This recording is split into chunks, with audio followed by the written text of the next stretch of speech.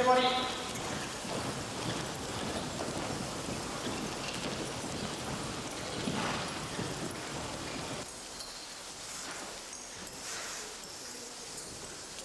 Pareil, vous gardez la même fixité de vos jambes et c'est le haut du corps qui travaille.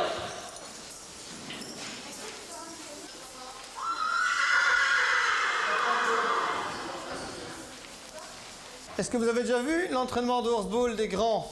Oui. Oui. Est-ce que ça vous dirait d'essayer? Oui. Donc il y a 3 sortes de passes différentes. Voilà. La première que vous allez faire maintenant, c'est ce qu'on appelle la passe de côté. Passe de côté, donc quand vous avez un cavalier qui est à côté de vous d'un côté ou de l'autre, vous armez votre ballon et vous donnez le ballon comme ceci. Avec vos mains bien à plat en dessous du ballon. Vous armez à droite par exemple et vous donnez à gauche. Après ça, on verra la passe de face. Donc, quand vous êtes par exemple en reprise, comme on va faire après, si vous avez un cavalier qui est devant vous, vous poussez le ballon devant vous. Okay, donc, vous amenez le ballon au niveau de la poitrine et vous poussez bien. Bien. Alors, il y a une troisième passe à faire, c'est la passe arrière. Okay, quand on sera dans la reprise, vous n'aurez pas que des passes avant à faire. Il faudra aussi, à un moment donné, la relancer derrière. C'est à peu près le même genre que la passe de côté. Donc, on l'arme aussi. Donc, on ne la jette pas n'importe comment. Vous laissez toujours la main du côté où vous allez lancer en dessous de la balle.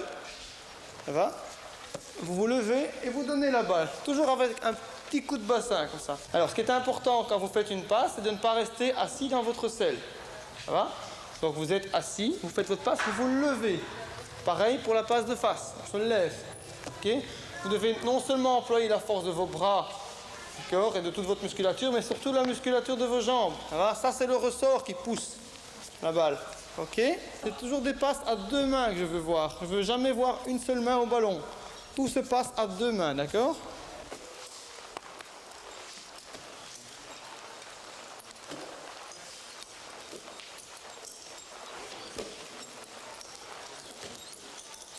Donc, on va essayer de ne pas faire tourner le ballon. Parce que Guillaume, il va avoir difficile de rattraper ton ballon s'il lui arrive comme ça dans les mains, c'est difficile. Et si le ballon arrive bien, clac, comme ça il arrive à plat. Il peut poigner dedans avec ses 2 mains. Je vais lancer à Guillaume, par exemple. Je supporte la balle. Tu vois, la balle n'a quasiment pas tourné là. Même pas du tout. Voilà. Donc vous voyez, ceci, c'est une sangle de ramassage. C'est tout simple à faire. Vous prenez une étrivière, d'accord, de taille normale. Vous y ajoutez un anneau de chaque côté, et un mousqueton à chaque anneau. D'accord ? Cette sangle doit être en cuir pour éviter de blesser le ventre de votre poney. Pour jouer en match, c'est obligatoire d'avoir une sangle en cuir. Okay. Alors, enlève tes étriers, Guillaume. Voilà. Je vais vous expliquer comment on va la mettre, cette sangle de ramassage. Vous voyez, à votre étrier, il y a 2 branches. Il faut clipser la sangle de ramassage sur la branche la plus en arrière de l'étrier, d'accord, tout en vérifiant bien que la boucle, quand vous allez la mettre, se situe en dessous, au niveau du sol, et pas au-dessus pour risquer de blesser le poney. D'accord, donc vous la mettez bien comme ceci, à plat avec le cuir, d'accord. Comme j'ai dit, vous la clipsez ici, comme ça, son étrivière tombe normalement, bien à plat, d'accord. Pour éviter que les poneys ne se prennent les pieds dedans, vous pouvez encore la glisser ici au niveau de la martingale.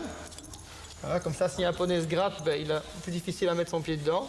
Et on va la clipser de l'autre côté sur la branche interne de l'étrier aussi. Vas-y Guillaume, fais un ramassage. Voilà, vous voyez maintenant, son étrier arrive bien à l'endroit que je vous avais indiqué, donc en dessous du grand quartier. Et son genou arrive juste au centre de sa selle, juste en arrière du pommeau. Ok, Bérangère, vas-y, mettre en position. Voilà, reste bien comme ça.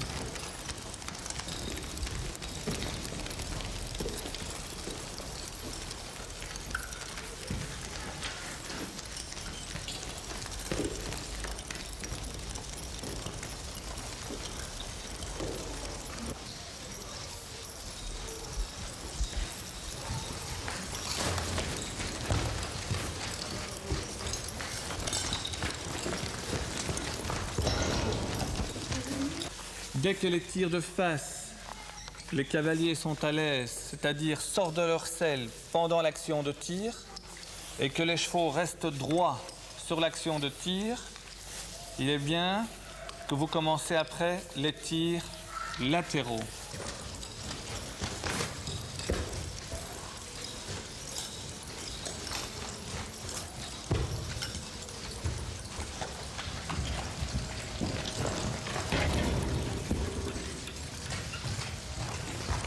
Vous avez l'occasion maintenant avec vos élèves de pouvoir voir la circulation du ballon, de voir les ramassages, de voir les tirs. Nous allons parler maintenant au niveau de ce qui se passe de la touche. La touche se fait soit après un but, soit sur une sortie de balle sur les largeurs.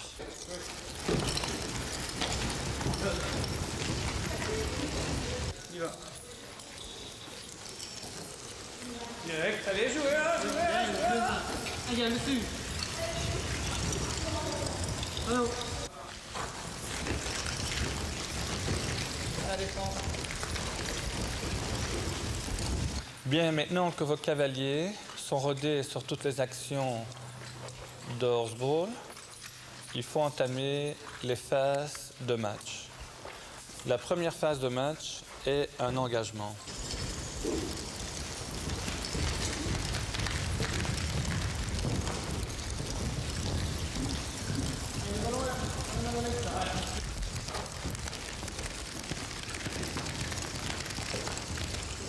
Vous avez pu voir maintenant l'engagement. Au plus vous voulez que vos équipes évoluent, au plus vous devez être strict sur la sécurité. Pourquoi la sécurité? C'est de là que va partir toute l'évolution du jeu. Il est très important de faire attention de ne pas avoir de coupure de ligne ou de contresens. Apprendre à vos cavaliers à se respecter entre eux.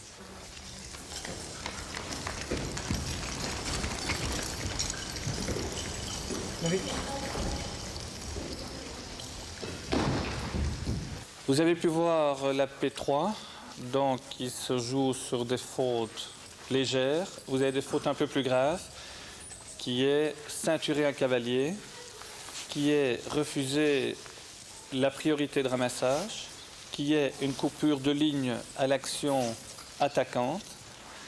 On joue là-dessus des pénalités numéro 2.